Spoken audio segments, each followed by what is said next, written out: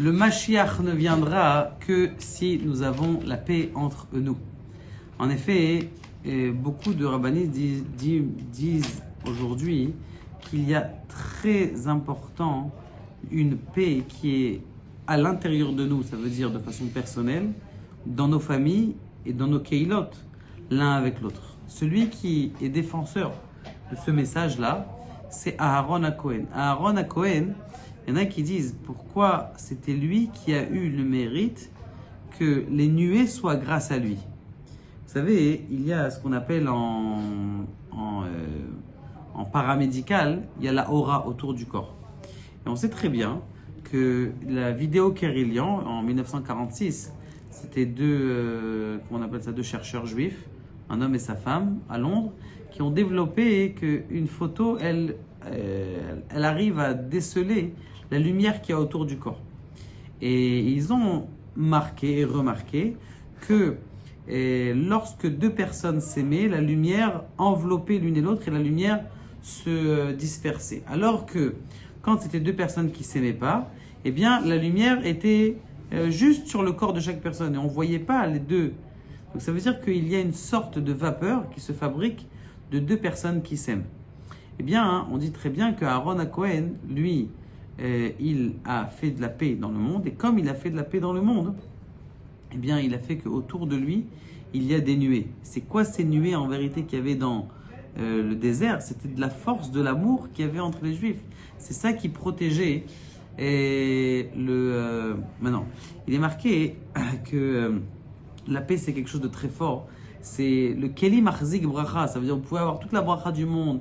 Quelqu'un, il peut être multi-milliards de millionnaires, mais si sa femme, elle lui fait la tête ou il n'est pas en paix avec sa femme, sa vie, c'est un carnage.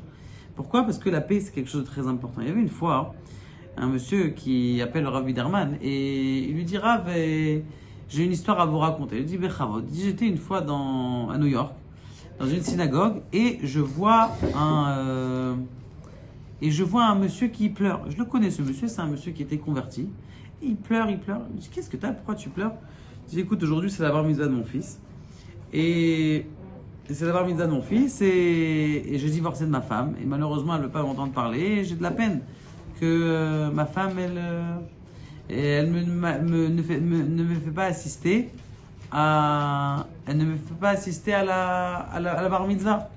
Elle dit: je peux avoir le numéro de ta femme? Je lui dis: il n'y a pas de problème. Tiens, prends le numéro. Il prend le numéro de sa femme.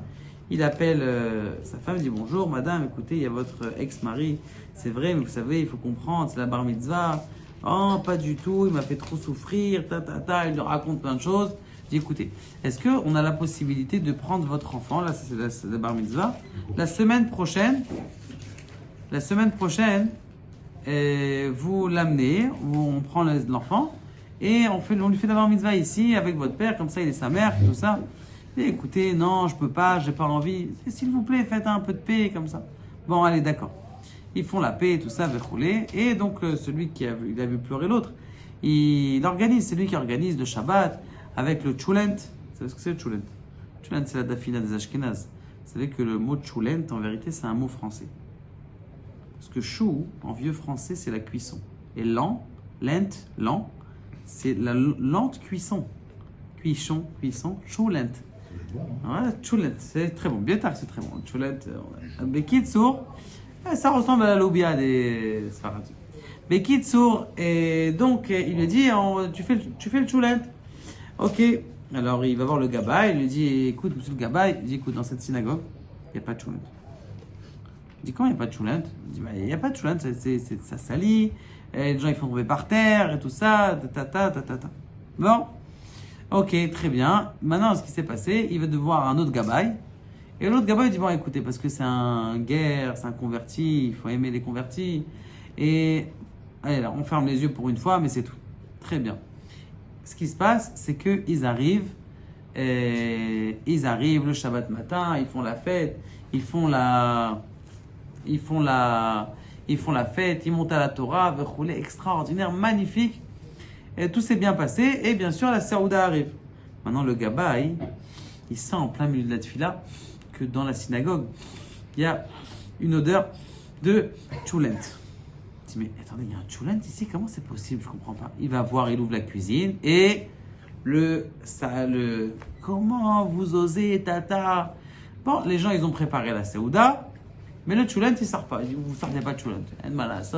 Il restera là, il mourra là, le Tchoulent. Bon, il ferme la porte, il reste devant la porte, le gabaï. Ce gabaï. Bekitsour, et les Bachourim qui sentent le Tchoulent, il y a une fenêtre de l'autre côté, c'est pas le problème. Ils ont pris des Tchoulent et ils sont rentrés par la fenêtre, ils ont pris des assiettes et ils font le tour. Et donc, de l'autre côté, le gamin est devant la porte, il attend que la soudade se finisse et il y a des assiettes de choulade qui sortent de l'autre côté.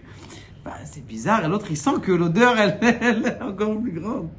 Alors, il comprend pas, il ouvre la porte et la gars, quoi, et les histoires, les gens qui, catastrophe. Alors, c'était un Shabbat de fête qui s'est un peu transformé en morbide. L'enfant, il a vu ça, tout ça. Bon, l'enfant, il retourne Motzei Shabbat chez sa maman, puisqu'il est chez sa maman. Comment s'est passé Shabbat, mon fils? Très bien, très bien. Très bien, très bien. Et lui regarde dans les yeux, il dit, ah, ne fais pas ça. Qu'est-ce qui s'est passé Shabbat? Je vois qu'il y a un truc bizarre. Il lâche le morceau, il y a eu ça s'est bien passé, mais à la fin, il y a des histoires avec le cabaye. Maintenant, la mère, elle appelle celui-là qui a le métavers entre le truc. Elle dit, qu'est-ce que c'est ce Shabbat? Je vais faire des histoires, tu vas voir, je vais. Il dit, écoutez, madame, regardez, j'ai quelque chose qui est très important. Vous pouvez faire des histoires, je comprends, c'est normal. Il s'est passé quelque chose qui se fait pas, je comprends. Mais regardez, il y a au-dessus de chez nous un monsieur, ça fait 14 ans qu'il n'a pas d'enfant. Venez, on ferme le dossier. Tout ira bien. Votre mari, comme d'habitude, vous avancez comme votre histoire. Et on ferme le dossier et on bénit cette femme-là qu'elle a des enfants. Est-ce que vous êtes d'accord? Et elle dit, yallah, on est d'accord. Shalom ouvracha, boum, elle ferme le téléphone. Et elle dit, maintenant, j'appelle, Shalom ouvracha, Rav Biderman, j'appelle pour vous dire que cet enfant-là, il est, donc 1 an après, elle a eu cet enfant. Et maintenant, je vous appelle 4 ans plus tard, 3 ans plus tard, pour vous dire que cet enfant-là, il fait la halaké. Grâce au fait que cette femme-là, elle s'est tue, elle n'a rien dit, elle a voulu faire d'histoire. Oev Shalom, Verodev Shalom, celui qui court après la paix. Eh bien, combien est-ce que c'est très important? Il y a aussi une histoire extraordinaire. Il y a un monsieur, vous savez, il arrive dans un shtibler. Vous savez, des fois, les gens arrivent dans un shtibler et comment on appelle ça? Ils rentrent et ils vendent les aliyot. Première aliyah, c'est quoi? 1, 2, 3. Quoi? Qu'est-ce que c'est ça? 3, 4. Le Shtibler, 5 shekels la aliyah. Il est monté avec 5 shekels aliyah. L'autre, il voit ça, il dit, moi, j'achète tout. 5. Il a mis 40 shekels sur ça. Il y en a qui se reconnaissent là. Il a mis 40 shekels sur la table et il a acheté toutes les montées. Magnifique. Maintenant, il a 3 montées dans la main. Et il fait quoi avec? Bon. Il prend une pour lui. Il voit un type comme ça qui était un peu triste comme ça. Il dit, tiens, monte à la Sefer Torah. Il monte à Sefer Torah, et Baruch Hashem, le type il fait la tête. Il monte, il fait la tête. Le Chazan il fait Miché Bérard. Il descend, il fait la tête. Bon. 4 jours plus tard, il vient et il reçoit un coup de téléphone. Shalom Ouvracha, bonjour. Bonjour monsieur, c'est vous qui m'avez acheté la Aliyah il y a quelques jours. Il dit oui, c'est moi qui vous ai acheté la Aliyah, vous m'avez offert. Écoutez, vous savez pas ce que vous m'avez fait. Ça fait 40 ans que je suis dans ce Beth Midrash là. 40 ans que je suis dans ce Beth Midrash, c'est personne qui m'a jamais rien offert. Vous êtes le premier qui m'avait offert. Je voudrais vous faire un petit geste. Je dis bon, écoutez, vous savez en plus, on a une famille nombreuse, c'est pas de refus. Combien le type lui a donné? $50 000. Il a payé 5 shekels. Il a payé la Aliyah, mais tellement il a fait kiffer, il lui a donné un chèque de $50 000 pour le remercier. Qu'il y a quelqu'un qui a un jour pensé à lui, qui lui a fait un Miché Bérard, qui l'a monté au Sefer Torah. Pour vous dire combien est-ce que Ohev Shalom Verodev Shalom Stam, des fois tu peux pas savoir, tu peux pas t'imaginer ce qui peut se passer et ça peut devenir quelque chose d'extraordinaire. Baruch Adonai, Le'olam Amen.